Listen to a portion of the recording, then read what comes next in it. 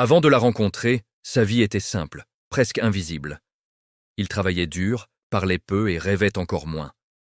Puis Élise entra dans sa vie comme une lumière trop vive pour être regardée sans plisser les yeux. Il l'aima immédiatement. Pas d'un amour raisonnable, mais d'un amour dévorant, excessif, de ceux qui déplacent les limites du bien et du mal. Il aimait Élise comme on aime une dernière fois, sans retenue, sans mesure, prêt à tout perdre pour un seul de ses sourires. Elle était son monde, sa raison de tenir debout, même quand tout autour semblait s'effondrer.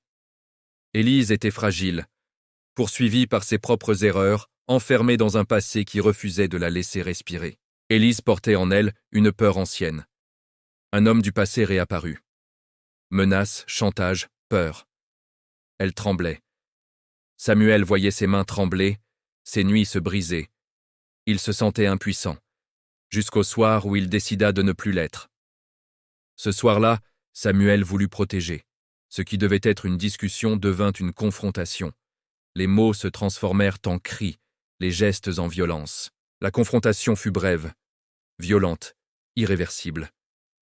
L'homme tomba, grièvement blessé. Samuel prit la décision la plus lourde de sa vie. Il déclara être seul responsable. Il assuma tout. Il ne chercha ni excuse, ni pardon. Au procès, Élise pleurait en silence. Il fut condamné à plusieurs années de prison. La prison n'était pas seulement des murs froids et des nuits interminables. C'était le poids de l'absence, la solitude, le temps qui s'étire sans pitié.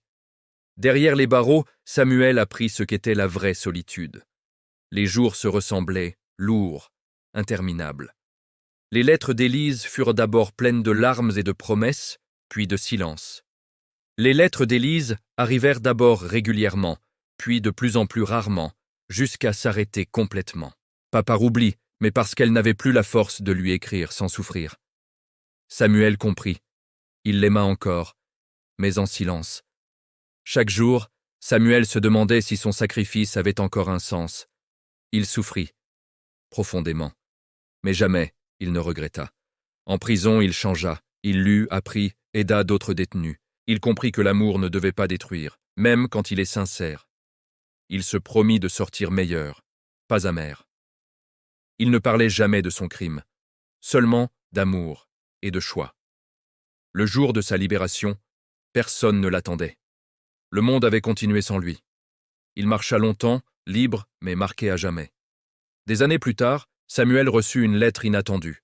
Élise écrivait. Elle avait refait sa vie, mais n'avait jamais oublié. Elle lui disait merci. Grâce à lui, elle avait survécu. Grâce à lui, elle avait appris à aimer sans dépendre. Qu'elle avait appris à sourire sans peur. Qu'elle avait donné le prénom Samuel à son fils, non pour se souvenir de la douleur, mais du courage. Samuel sourit. Pour la première fois depuis des années, il pleura sans souffrir. Samuel plia la lettre avec calme. Il comprit alors que l'amour qu'il avait porté, aussi douloureux fût-il, n'avait pas été vain. Seulement une paix profonde.